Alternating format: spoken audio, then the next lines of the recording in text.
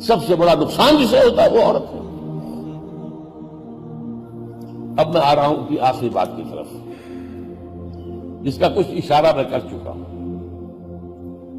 دجالی فتنے کا تیسرا حصہ کیا ہے؟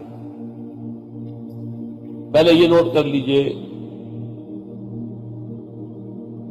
شر کا منبع سرچشمہ ابلیس، اس کے سلبی ایجنٹ بھی مانوی ایجنٹ بھی انسانوں میں بھی اس کے مرید ہیں، لیکن حضرت مسیح علیہ السلام کے ساتھ جو معاملہ کیا یہود نے، اس کے بعد سے جو اللہ نے سزا دی ہے وہ یہ ہے کہ اس وقت دنیا میں حضرت مسیح کے بعد سے لے کے اب تک اور آگے تک اس شیطان ابلیس کے سب سے بڑے ایجنٹ یہودی ہیں۔ یہ سارا جو میں نے آپ کو بتایا یورپ کے اندر، یہ ساری جو وہاں پر سوشلزم کی انہوں نے کی، سیکولرزم ان کی ایجاد، بینکنگ ان کی ایجاد اکثر لوگوں کو معلوم نہیں ہے۔ علامہ اقبال کہتے ہیں ای بلوک ای فکر چالاک یہود، نور حق از سینہ آدم ربود۔ یہ جو بینک ہے یہ یہودیوں کی جو سازشی ان کا جو ذہن ہے اس کی پیداوار ہے۔ ای بلوک ای فکر چالاک یہود، اللہ تعالیٰ نے جو یہاں روح پھونکی تھی، نور رکھا تھا، وہ نور انہوں نے سب کر دیا ایک بینکوں نے۔ نور حق از سینہ آدم ربود، تا جگل گرد ای نظام، تا نہ گردد ای نظام، تا کہو بالا نہ گردد ای نظام، دانش و تہذیب و دین سودا خام۔ جب تک یہ بینکوں کا بیڑا غرق نہیں ہوتا، کون کہہ رہا ہے؟ اقبال کہہ رہا ہے، کوئی مولوی تو نہیں کہہ رہا۔ اور اقبال کی پہلی کتاب تھی علم الاقتصاد پر، پہلی کتاب، تا کہو بالا نہ گردد ای نظام۔ جب تک ان بینکوں کا نظام تلپٹ نہیں ہوتا، کہاں کی دانش، کہاں کی دین، اور کہاں کی دانش و تہذیب و دین سودا خام، سارا ان کا کیا ہوا۔ بے حیائی، پھر اس کو جس طریقے سے انہوں نے سینما کے ذریعے سے، ٹیلی ویژن کے ذریعے سے، اخبارات کے ذریعے سے جس طرح پھیلایا ہے، کبھی کبھی بہت عرصہ ہوا کبھی نظر آ جاتی تھی کوئی پچھلی 200 سال پرانی کوئی جو ہے مغربی تہذیب کی کوئی فلم، ان کی عورتوں کے پورے پورے پورے لباس ہوتے تھے، ٹک میں تک پورا لباس اور سر پر اسکارف۔ ہمیشہ سے مغربی عورت اتنی ننگی تو نہیں تھی جتنی آج۔ اور بات تو کیجئے عقل سے، مرد پورا ملبوس ہے، سوٹ ٹائی سمیت، اور عورتیں یہ سب کچھ خود نہیں ہو گیا۔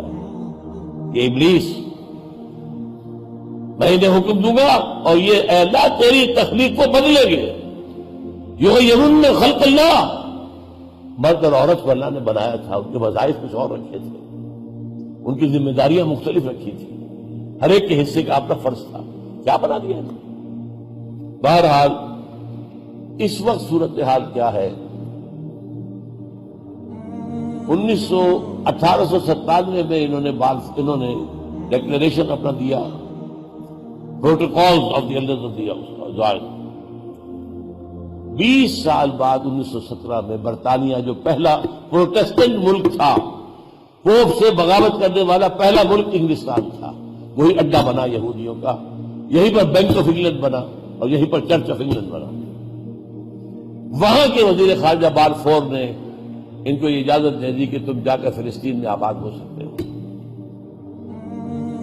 اس کے کچھ عرصے کے بعد برطانیہ پیچھے چلا گیا، یو ایس اے اب آ گیا، فرنگ کی قیادت اب کس کے ہاتھ میں ہے؟ یو ایس اے کے ہاتھ میں ہے۔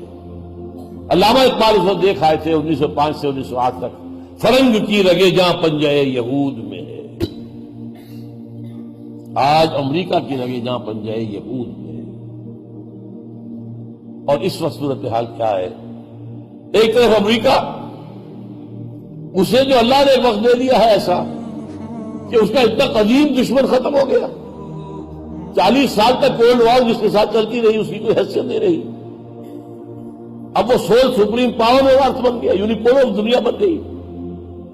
تو ان کے ہاں سارے تھنک ٹینکس لگے ہوئے تھے اس کام پر یہ پوزیشن جو ہمیں حاصل ہوئی ہے، how to maintain it during the 21st century, اس کے لیے 4 سٹرینڈز کی پالیسی بنائی گئی ہے۔ جیسے کہ لڑیوں کو بٹ کر رسی بنایا جاتا ہے۔ نمبر 1، اس کے لیے ہمیں بہت وسائل چاہیے۔ دنیا میں جو بھی کمزور ممالک ہیں ان کے وسائل پر قبضہ کرو، اور نزلہ بر عضو ضعیف بھی ریزن، سب سے پہلے یہ مسلمان ملک ہیں، دولت ان کو اللہ نے بہت دے دی ہے، تیل دے دیا ہے، منرلز دے دیے ہیں، ان پر حملے کرو، قبضے کرو اور ان کے وسائل کو قبضے میں لو۔ نمبر 2، کسی متبادل مقابلے کے نظام کو سامنے مت آنے دو، اگر کوئی آتا نظر آئے نپ دی اور ان کی بات ختم کرو۔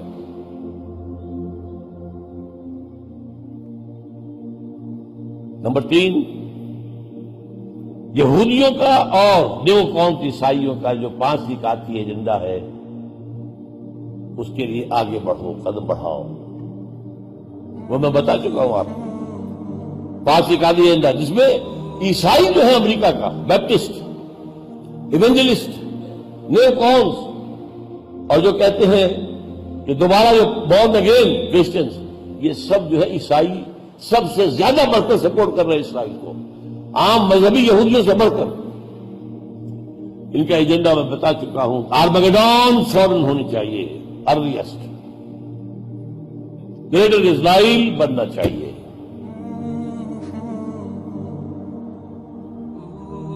تمام دنیا کے یہودیوں کو لا کر وہاں پر جمع کرنا چاہیے۔ مسجد اقصی، گنبد صخرہ گرانا چاہیے۔ تیسرا ٹیمپل جو 70 عیسوی سے گرا پڑا ہوا ہے، 2nd ٹیمپل اب 3rd بنے گا۔ 70 عیسوی جو آج ہم 2010 میں ہیں، تو 70 کتنے سالوں سے گرا ہوا؟ 1930 سال، 1940 سال۔ اسے بنانا ہے دوبارہ۔ اس وقت اس کی صرف ایک دیوار ہے، ویلنگ وال، وہ اس کو جا کر اس کو وہاں عبادت کرتے ہیں، روتے ہیں، ماتم کرتے ہیں، اور وہاں سے پھر جب وہ بن جائے تو وہ جو ہے تھرون آف ڈیوڈ لا کر رکھا جائے، اور پھر عیسائیوں کے نزدیک حضرت عیسیٰ نازل ہوں گے۔ یہ عقیدہ ہمارا اور ان کا ایک ہے، حضرت عیسیٰ علیہ السلام کا نزول ہمارا اور عیسائیوں کا ایک ہی ہے۔ فرق کیا ہے؟ ہم سمجھتے ہیں حضرت عیسیٰ سولی چڑھے ہی نہیں، ماں قتلوہ ماں صلبوہ ولکن شبہ لہ۔ وہ سمجھتے ہیں کہ وہ سولی چڑھے، اس پر فوت ہوئے، پھر وہاں سے اتارے گئے، پھر ایک غار میں رکھے گئے، 3 دن رہے، پھر اٹھ کے ریزریکشن ہو گئی، پھر اللہ نے انہیں اوپر اٹھا لیا، اب وہ آئیں گے دوبارہ۔ تو second coming of Jesus is common between us and the Christians. اور ان کا خیال میں وہ مسیحا جو ان کا ہے، جو ابھی تک نہیں آیا، ان کے خیال میں جس کے منتظر وہ آ کے بیٹھے گا، وہ حکومت کرے گا۔ یہ ہے جس کے لیے یہ آخری صلیبی جنگ شروع ہوئی۔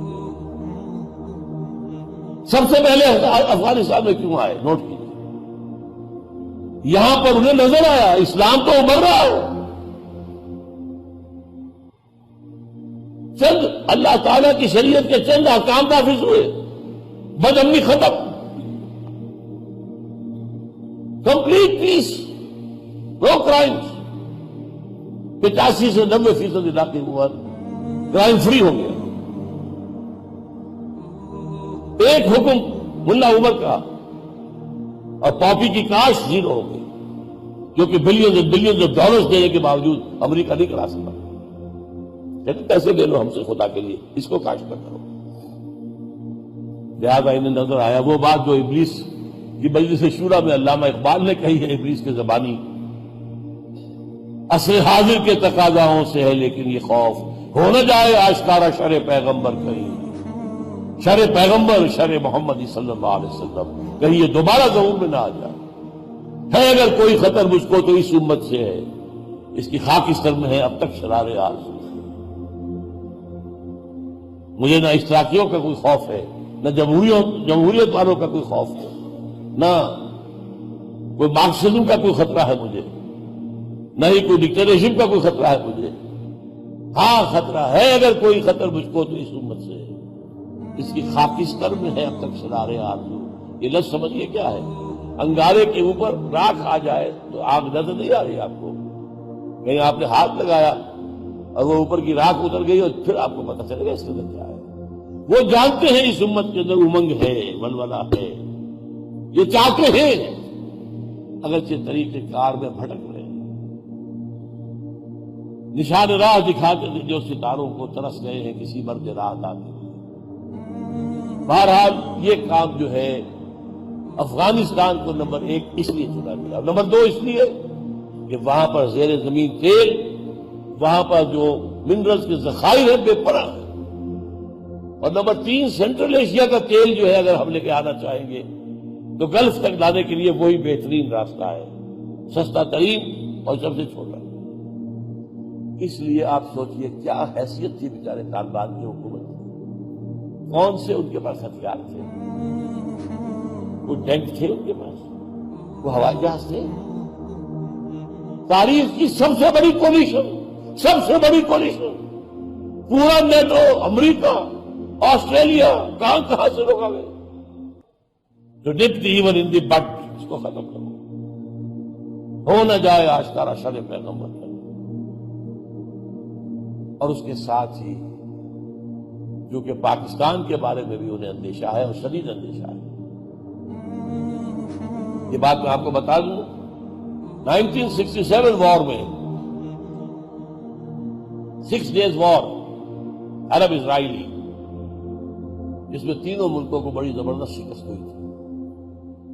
مصر کو شکست دی, صحرائے سینا سارا لے لیا, سینا پیننسولا. شام کو شکست دی, گولان ہائٹس لے لیے, اور اہمیت کی جگہ ہے.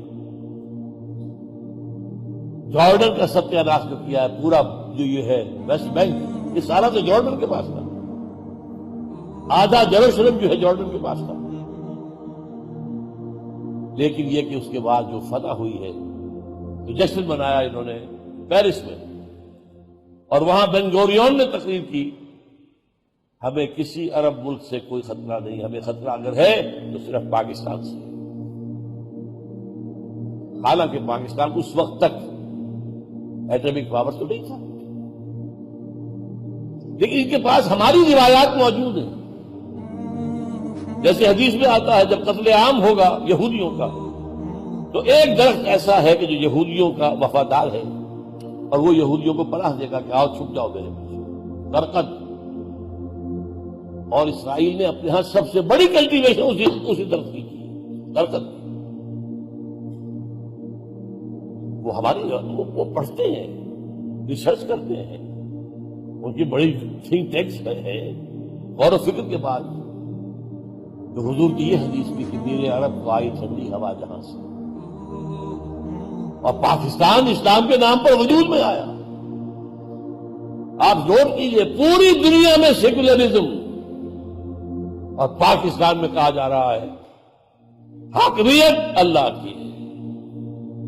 اس پوری عالم, پوری دنیا کی ذرا بغاوت کا کلمہ ہے, اس لیے کہ ٹوٹ پڑی دنیا.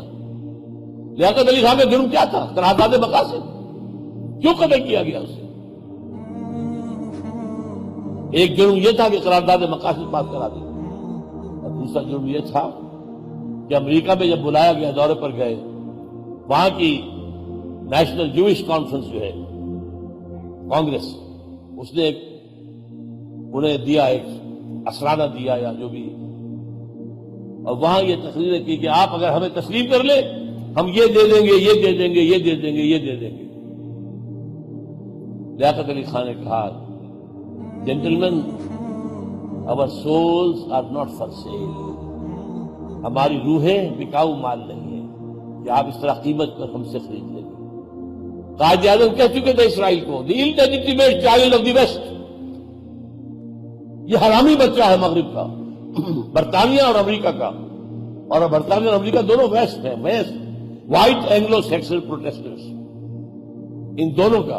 بالفور ڈیکلریشن اس کا تھا, اور پھر 1948 میں بنوانے والا اسرائیل کا جو ہے وہ امریکہ ہے, اور کچھ بنا اس کا امریکہ ہے.